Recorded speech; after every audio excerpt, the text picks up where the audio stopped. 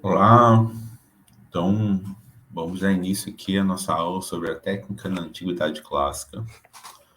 Essa aula, então, ela vai se constituir num entendimento histórico-filosófico da Antiguidade Clássica da Grécia Antiga.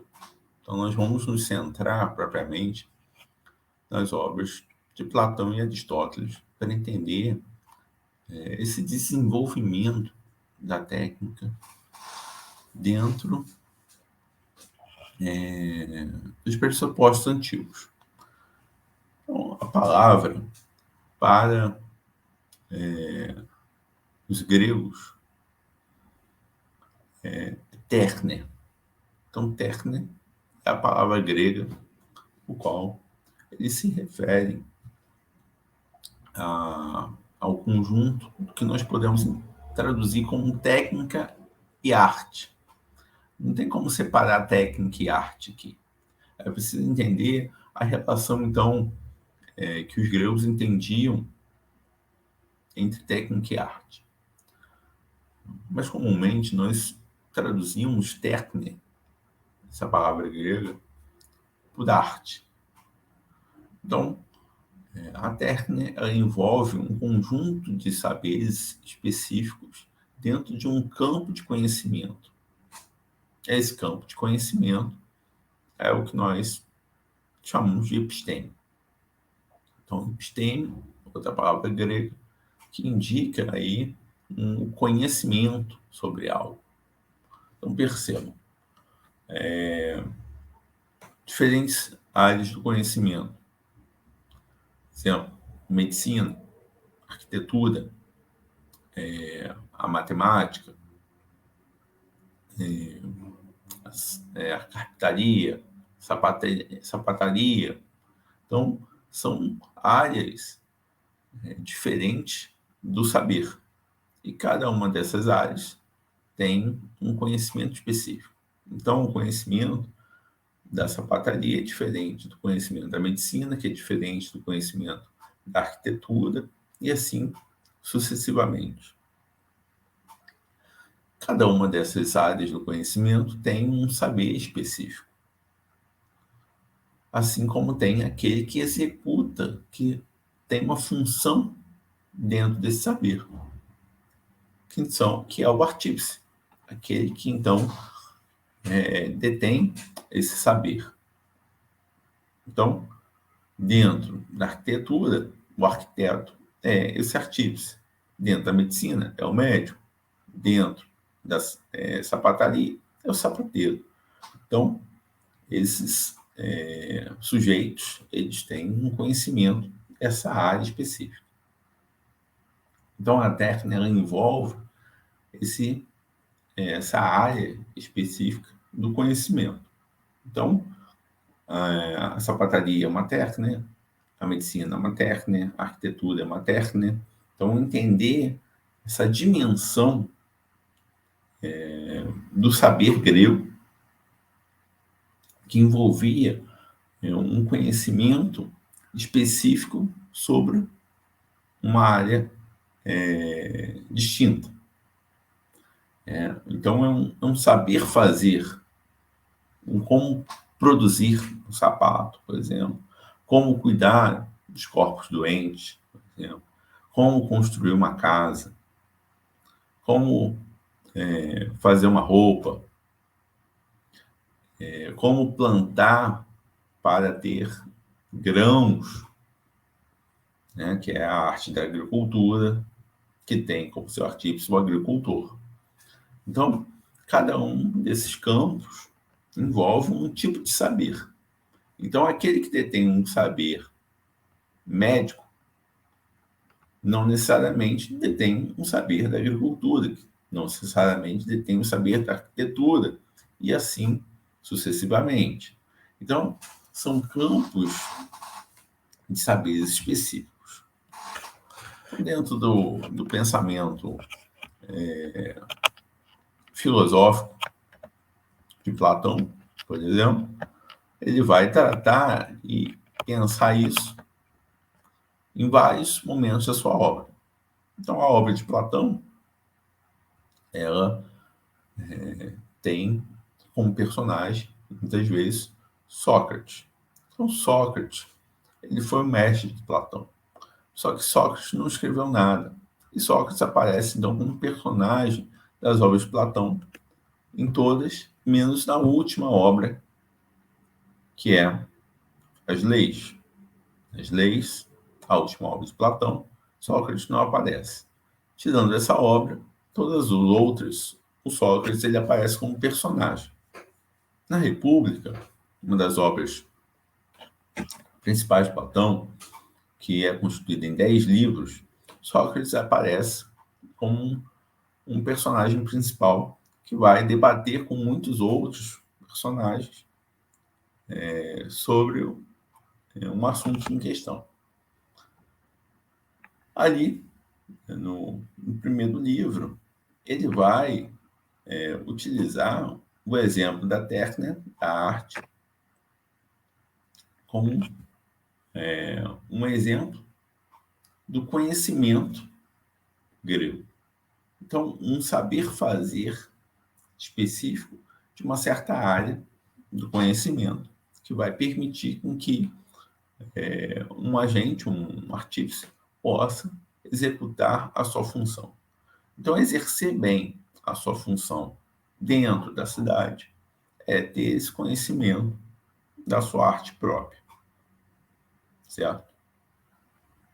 Então, entender um pouco essa relação que tem entre a técnica, o desenvolver desta técnica e o local em que há esse desenvolvimento deste conhecimento, que é a cidade, ou, melhor dizendo, a palavra grega para isso é polis. Polis, então, é a cidade que tem uma autonomia sobre as demais cidades. Porque é como se cada cidade grega ela fosse um estado próprio. Só que chamar de estado seria anacrônico, porque estado é um conceito moderno. Então não há esse conceito de estado na Grécia Antiga.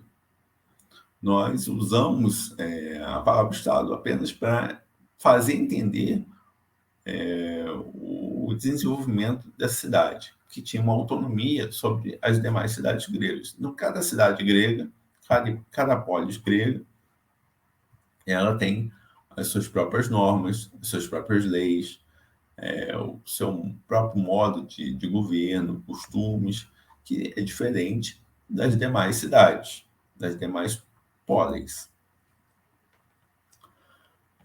Então é importante entender que cidades como Tebas, Atenas, Esparta, são cidades que têm um governo distinto, que não respondem às outras, mas têm a sua própria autonomia ali entre os cidadãos de cada uma dessas cidades. Tá? Eles se reconhecem como gregos, que falam grego, mas cada um tem a sua própria forma de governo, sua própria autonomia, os seus próprios costumes, certo? Então, dentro de uma cidade como Atenas, que desde o século VI fez uma revolução no modo de governo e instituiu a democracia como governo, nós temos, então, um desenvolvimento da cidade no campo das artes e da tecnologia, propriamente, da época. Então, Atenas, do século V, que é considerado a era clássica, ela é uma cidade que apresenta um grande amplitude no desenvolvimento das suas artes. Então, a Atenas tem um aprimoramento na pintura, na escultura, na medicina, o, o florescimento da filosofia, né? Não que não houvesse filosofia antes, mas há um florescimento da filosofia pelas trocas culturais existentes entre as cidades. Porque quando Atenas, então,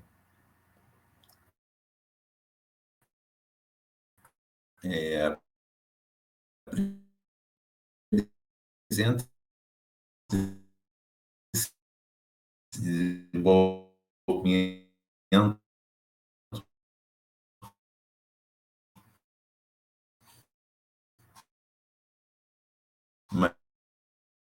mas começa a receber muitos estrangeiros, e esses estrangeiros, eles começam a compor também a cidade. Ou seja, eles não têm direito a voto, mas eles participam do modo de vida da cidade. Entre esses estrangeiros, existem alguns professores, chamados sofistas, que ganham grande notoriedade dentro da cidade. E essa notoriedade, ela vai fazer com que eles tenham um grande reconhecimento. Então, há ali uma troca cultural, ali uma participação nos projetos da cidade. Então, é preciso entender o que, que, que é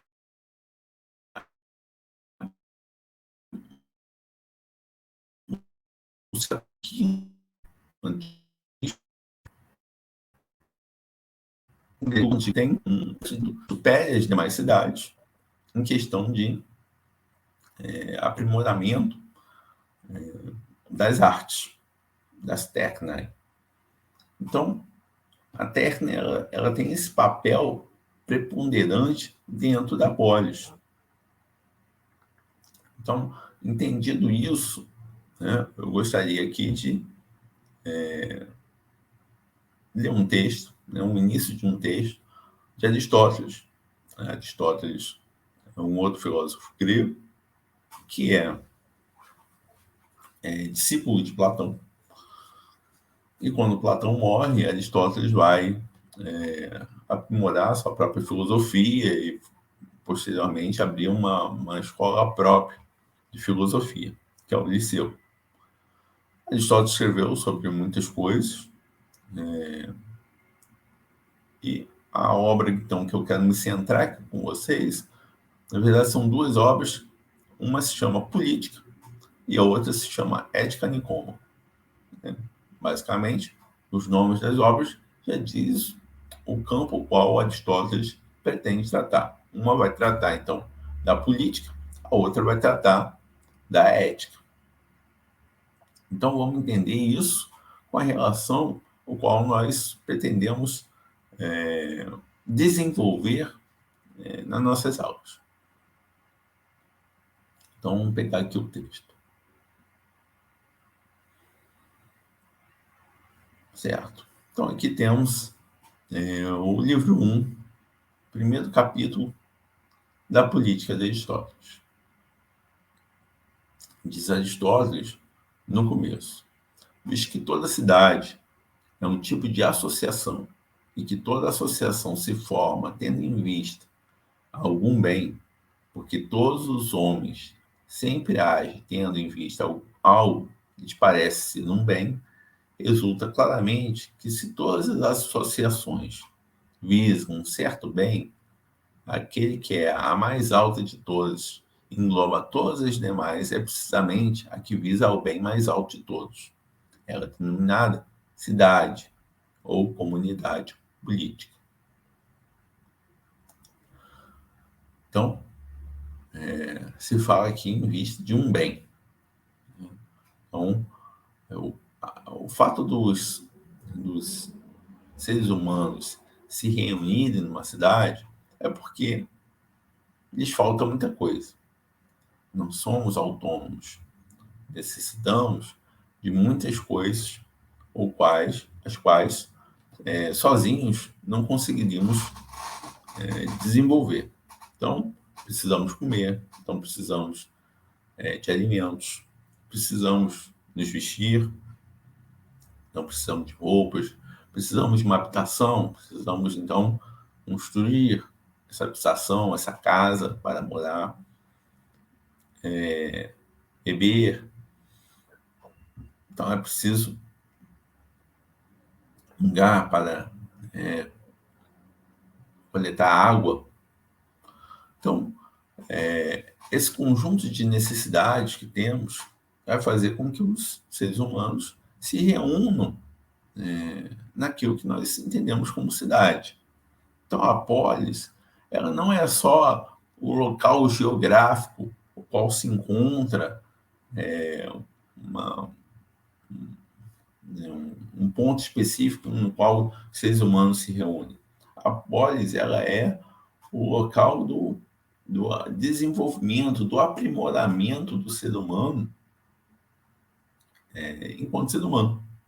Ou seja, as suas habilidades, as suas funcionalidades, as trocas, o desenvolvimento de cultura, tecnologia, só pode ser feito com primor dentro da polis. Porque a polis, ela reúne as especificidades de cada um para compor um todo coletivo. Dessa maneira, podemos entender que cada um tem uma participação dentro da polis. Cada um tem uma função a exercer dentro da polis. E nessa função que ele exerce, ele vai beneficiar os demais. Então, vamos entender o seguinte.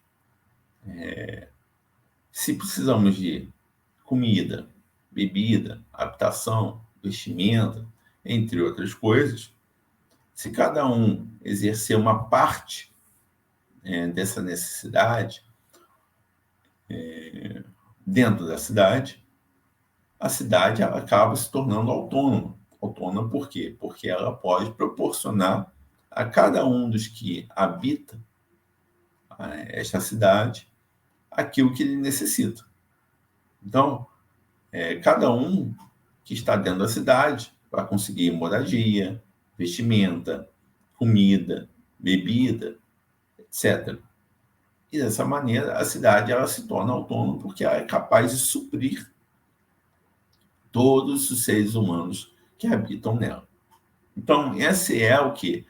O ideal da polis, o motivo pelo qual a polis existe, para suprir as necessidades básicas dos seres humanos. Então, os seres humanos habitam a polis com essa função.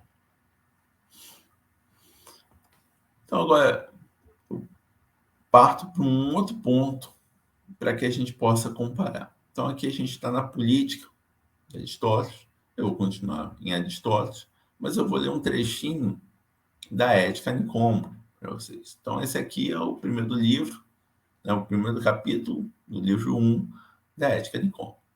Então, o que o Aristóteles aqui fala? Admite-se, geralmente, que toda arte e toda investigação, assim como toda ação e toda escolha, tem em mira um bem qualquer. E por isso foi dito, com muito acerto, que o bem é aquilo que todas as coisas têm. Mas observa-se entre os fins uma certa diferença. Alguns são atividades, outros são produtos, distintos das atividades que os produzem, onde existem fins distintos das ações. São leis, por natureza, mais excelentes do que estas. Então percebam como ele fala novamente de um bem, ou seja, que a ação, a escolha visam um bem. Então percebam a ética, que é o modo de agir de seres humanos com outros seres humanos. Então, quando eu penso num agir ético, eu penso num modo de agir em que vá me proporcionar um bem, mas que também não vá ferir o outro. Ou seja, a ética é essa relação do eu com o outro. Então, o indivíduo busca um bem, né, que o satisfaça. A cidade, ela também visa um bem que é esse bem comum. Então, de certa maneira, tanto a ética quanto a política, elas têm como finalidade o bem. E Aristóteles ainda fala não só de um bem, mas um bem maior, um bem supremo, algo que ele vai chamar de sumo bem. O que seria esse sumo bem que os seres humanos buscam, então? Aristóteles vai dizer que esse sumo bem é a felicidade. A felicidade, então, é aquilo que almejam os seres humanos, que buscam os seres humanos na sua vida. Agora, o que seria essa felicidade? Esse é o ponto, então, de Aristóteles. Porque os homens divergem sobre o sentido pelo qual eles entendem aquilo que eles chamam de sua felicidade.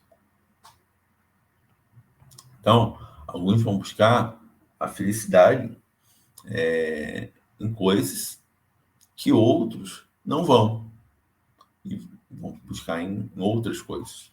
Então, cada um vai buscar a felicidade em alguma coisa que supostamente o satisfaça.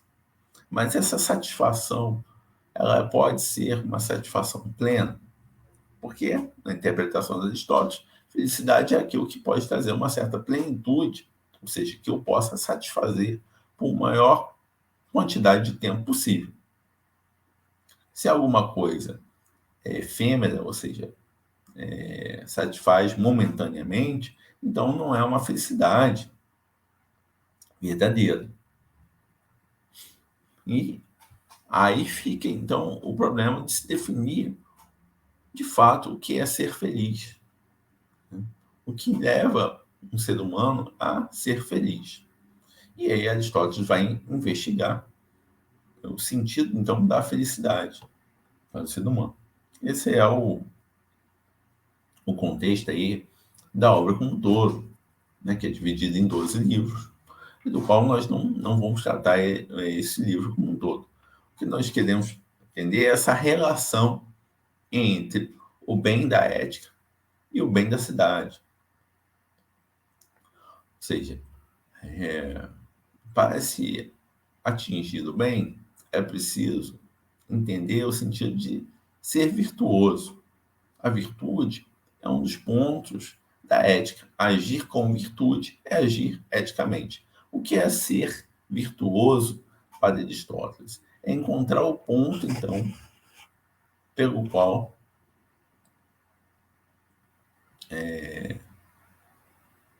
eu ajo adequadamente de acordo com certa circunstância. Então, vamos entender o seguinte. Tem dois extremos, o Aristóteles vai dizer, né? E somente um ponto central entre esses dois extremos.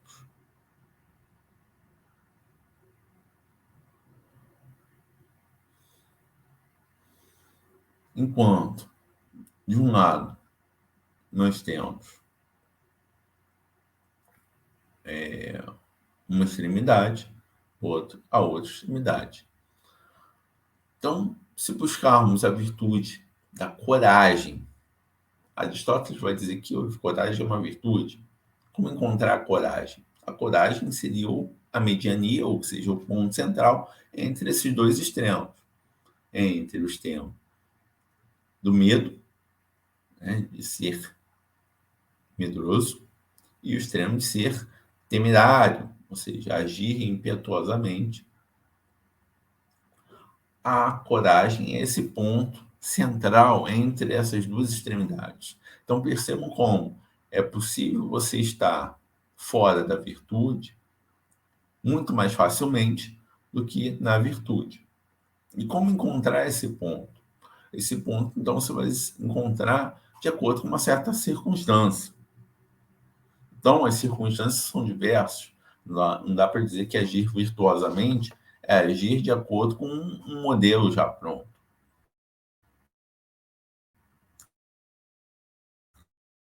Por exemplo, uma guerra,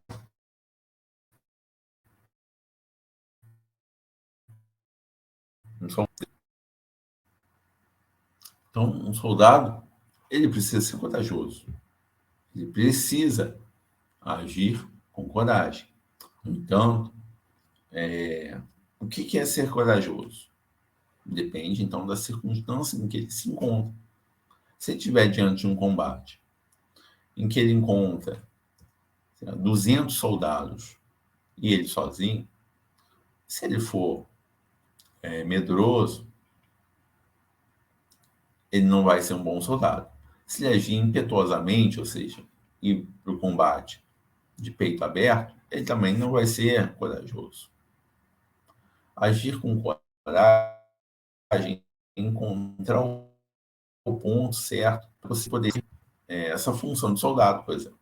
Então, esperar um momento adequado para atacar, para lutar. Então, encontrar esse ponto. E é por isso, então, que é preciso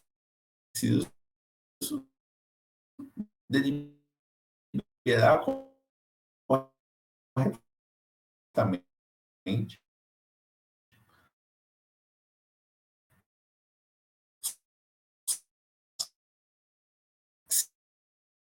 Vai. O que eu quero conectar, então, aqui é que existe uma relação entre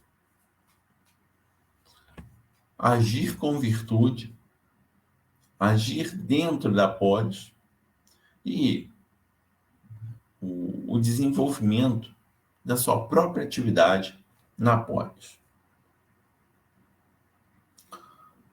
Então, vamos entender o seguinte.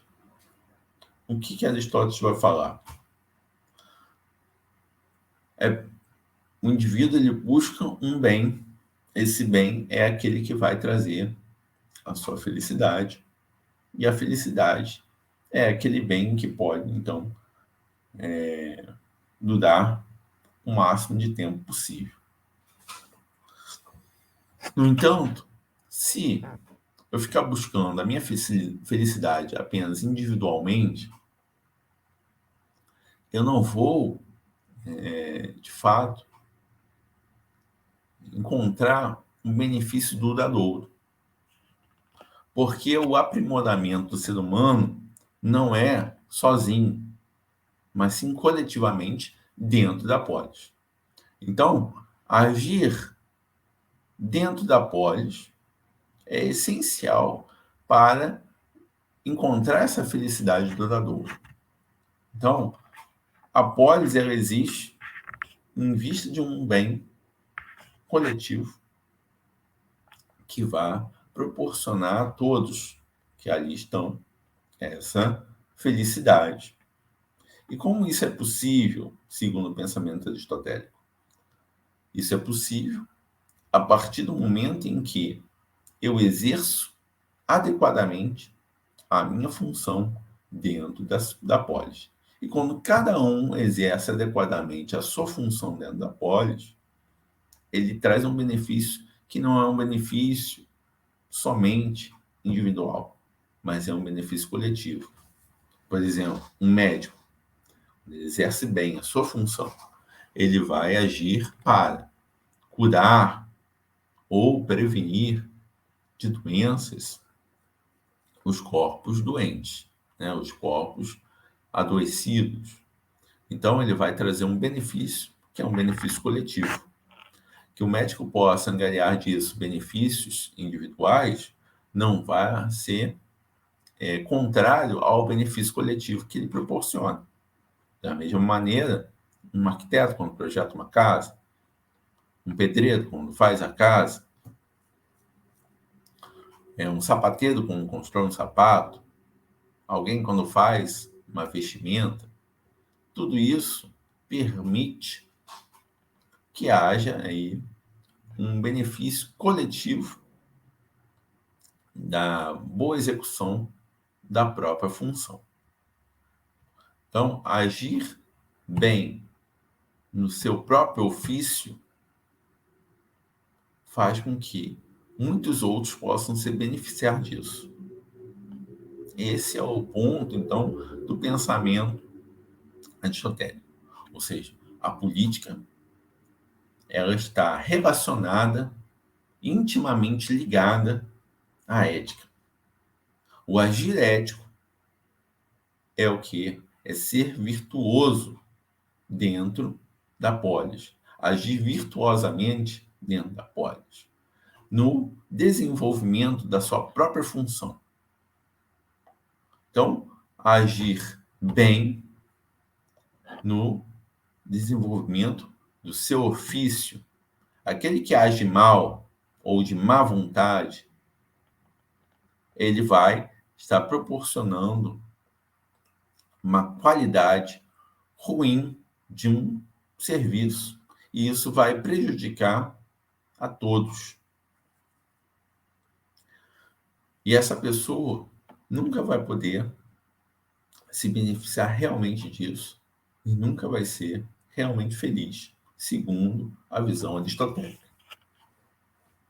Então, uma pessoa que age mal, de má vontade, que não faz bem o ofício em que se preza, ele vai colher frutos ruins da mesma forma que ele está proporcionando aos demais. Isso vai criar uma desregulamentação da polis, que vai trazer prejuízos para todos. Então, o que é uma polis corrupta, por exemplo? Uma cidade corrupta? Uma cidade corrupta é onde nós temos muitas pessoas desempenhando papéis e nesses papéis elas agem mal perante o coletivo, visando somente um benefício próprio. E isso vai prejudicar a estrutura da cidade como um todo. Então, se o médico que estudou para isso não age corretamente com seu paciente, se um arquiteto projeta mal uma casa, se um sapateiro faz mal um sapato, se alguém faz mal roupa, tudo isso vai prejudicar o andamento da cidade e vai fazer, então, um malefício coletivo. Então, existe uma área em que o agir mal ele prejudica muito mais do que nas demais artes, nas demais técnicas. Qual seria essa? O político, o governante. Quando o governante ele age mal, ele vai prejudicar a todos da cidade. Ele vai trazer prejuízos coletivos imensos para a cidade. Quando o sapateiro faz mal um sapato, ele só vai prejudicar aquele que usar o sapato. É um prejuízo para o outro? Sim, mas é para uma pessoa só, né? A pessoa que usa o sapato. Agora, quando um político age mal, quando um político se corrompe e corrompe o andamento da polis, ele vai corromper o todo, o coletivo, ele vai prejudicar o coletivo como um todo. Então, é nessa área o qual a virtude ela tem que ser extrema.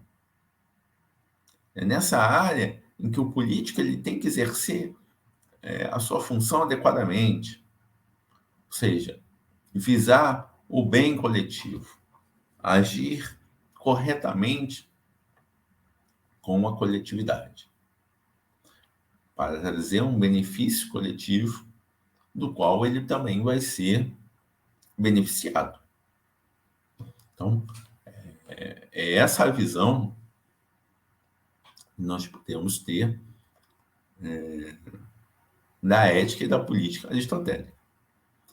Eu ainda quero ler mais um trechinho aqui da política.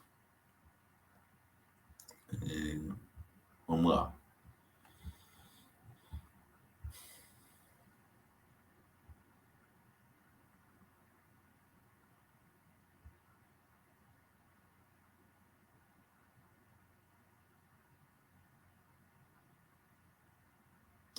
Então, eu quero ler esse trecho aqui com vocês. Por fim, a comunidade, formada por muitas aldeias, é a cidade, polis, no pleno sentido da palavra, do qual se pode dizer que atinge, desde então, a completa autossuficiência, autarqueias, surgindo para permitir viver, tu zen. Ela existe para permitir viver bem, tu eu zen. Portanto, se as primeiras comunidades são um fato na natureza, também o é a cidade, porque ela é o fim daquelas comunidades e a natureza de uma coisa é o seu fim. Aquilo que cada coisa se torna quando atinge seu completo desenvolvimento, nós chamamos de natureza daquela coisa, quer se trate de um homem, de um cavalo ou de uma família. Além disso, a causa final e o fim, telos, de uma coisa é o que é melhor para ela. Ora, basta-se a si mesma é, ao mesmo tempo, um fim e um bem, por excelência. Ou seja, a excelência de uma cidade, ou seja, a virtude de uma cidade, é ser, ao mesmo tempo, um fim e um bem para si mesmo. Ou seja, bastar-se a si mesmo é você conseguir cuidar deste coletivo que habita a cidade. Essas considerações tornam evidente que a cidade é uma realidade natural, que o homem é, por natureza, um animal político, politiconsou. E aquele que, por natureza, não por mero acidente, não faz parte de uma cidade, é ou um ser degradado, ou um ser superior ao homem. Ele é como aquele a quem Homero censura por ser sem clã, sem lei e sem lar. Então, essa passagem é bastante estudada aí em políticas e histórias, vai retratar o quê? O ser humano como um animal político, ou seja, como um animal que pertence à polis, que não pode viver fora da polis. É um animal que, por natureza, se encontra na polis. Como eu expliquei, o ser humano precisa de muitas coisas. Então, é na polis que ele vai conseguir desenvolver tudo isso que lhe falta. Suprir as suas necessidades dentro da polis. Como isso é possível? Cada um exercendo bem a sua função. Continuando. Um tal homem é, por natureza, ávido de combate e é uma peça isolada no jogo de damas. É evidente, assim, a razão pela qual o homem é um animal político, em grau maior que as abelhas ou todos os outros animais que vivem reunidos. Dizemos de fato que a natureza nada faz em vão. O homem é o único animal entre todos os animais a possuir o dom da fala. Sem dúvida, os sons da voz, né, exprimem a dor e o prazer, e são encontrados nos animais em geral, pois sua natureza lhes permite experimentar esses sentimentos e comunicá-los uns aos outros. Mas quanto ao discurso, logos, ele serve para exprimir o útil e o nocivo, e, em consequência, o justo e o injusto. De fato, essa é a característica que distingue o homem de todos os outros animais. Só ele sabe discernir o bem e o mal, o justo e o injusto, e os outros sentimentos da mesma ordem. Olha, é precisamente a posse comum desses sentimentos que engendra a família e a cidade. Vamos perceber. Para Aristóteles, ele entende que outros animais também podem ser animais políticos, como, por exemplo, as abelhas. No entanto, somente o ser humano possui a capacidade do discurso, da razão, que em grego é logos.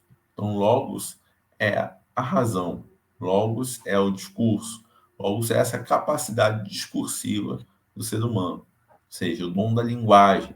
A linguagem é uma característica própria do ser humano. Isso não significa que outros animais não possam ter algum tipo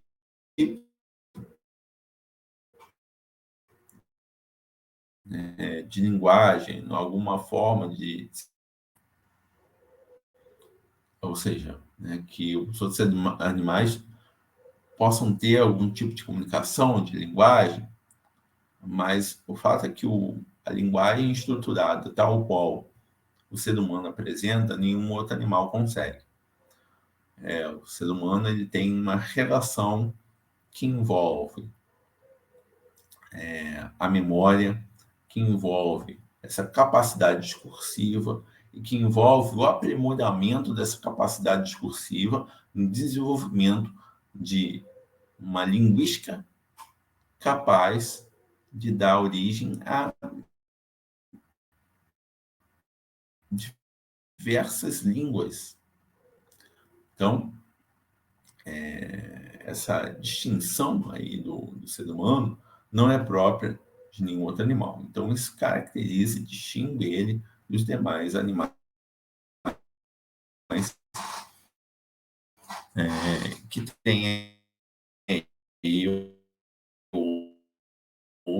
outra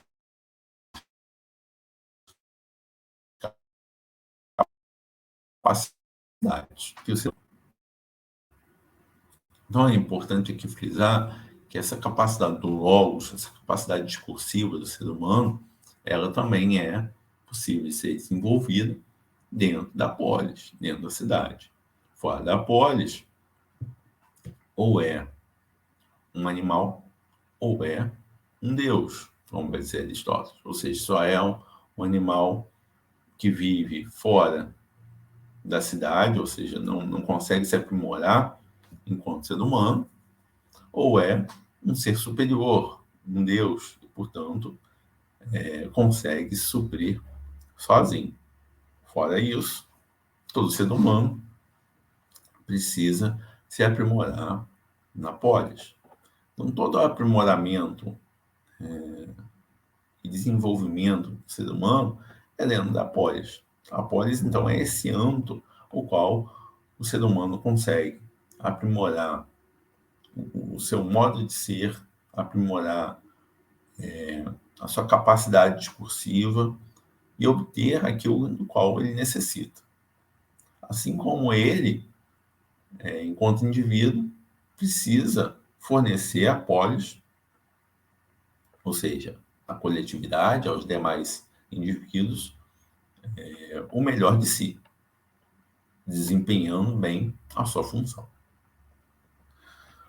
Esse desempenhar bem a sua função é a capacidade da técnica, ou seja, o aprimoramento da técnica. Então, esse aprimoramento da técnica, ele existe desde que o ser humano se reconhece como ser humano, ou seja, o desenvolvimento de uma ferramenta, seja ela qual for, já é, né, uma capacidade, então, que relaciona o ser humano a esse aparato tecnológico, essa bagagem tecnológica, qual ele já carrega desde os primórdios, ou seja, pegar um galho, né, e fazer uma arma, ou uma pedra, ou um osso, usar a pele de animais para fazer vestimentas para se proteger do frio, esfregar gravetos para gerar o fogo. Ou seja, tudo isso, né, são aparatos técnicos, tecnológicos que vão levar ao desenvolvimento do ser humano. A partir do momento, então, que o ser humano começa a construir as primeiras civilizações, ou seja, fazer as primeiras cidades, ele consegue aprimorar substancialmente essa tecnologia. E aí ele vai o quê? Aprimorando isso ao longo dos tempos, ao longo dos períodos históricos, o que vai permitir com que ele aprimore também a sua capacidade de pensar sobre o seu próprio mundo, o seu próprio modo de vida, tudo aquilo que engloba, que envolve as tecnologias vigentes. Então aí, se tem um pensar sobre esses aparatos técnicos, um desenvolvimento sobre esses aparatos técnicos que vai levar, então, o aprimoramento do modo de ser destes indivíduos. E, portanto, é aí que tem todo um desenvolvimento, uma revolução até técnico-científica de tempos em tempos. O encontro também entre civilizações, as disputas, as guerras, as contendas, vão fornecer aí elementos que vão permitir que haja esse desenvolvimento, esse aprimoramento das capacidades técnicas humanas. Então, é nesse sentido, levando aí a um desfecho, que eu quero que se entenda a característica, então, da técnica, o seu lugar dentro da polis e o modo como o desenvolvimento disto depende da relação dos seres humanos dentro desse seu hábitat, que é a polis, que permite que ele possa buscar o seu bem junto de um bem coletivo a partir do quê? Da execução da sua função, ou seja, da função ao qual ele tem uma predisposição para exercer, que faz parte de um conjunto técnico do qual ele detém um conhecimento. Então, em exemplos, para ficar claro, veja, um sujeito que detém um conhecimento, por exemplo, um conhecimento médico, no exercício desse conhecimento médico, que é o que? Uma técnica, no exercício desse conhecimento, ele é um médico. Então, ao exercer a medicina, ele vai permitir com que outros possam se beneficiar disso, além dele mesmo. Isso, no conjunto, vai proporcionar, então, à cidade um benefício coletivo que vai permitir que essa cidade possa se tornar autossuficiente, ou seja, uma boa cidade para se viver e proporcionar, assim, uma vida feliz àqueles que habitam a cidade. Então, nesse sentido, a busca pela própria felicidade é também um desenvolvimento, um aprimoramento da sua própria função técnica que vai proporcionar uma felicidade coletiva, do qual o próprio indivíduo vai colher frutos. Dessa maneira, não há como ser feliz sem uma ação dentro da coletividade. Não há como ser feliz sozinho. A felicidade duradoura, ela é um benefício coletivo. Ela não é um benefício individual. Então, ficamos por aqui nesta aula e vamos dar prosseguimento na nossa próxima aula. Até lá.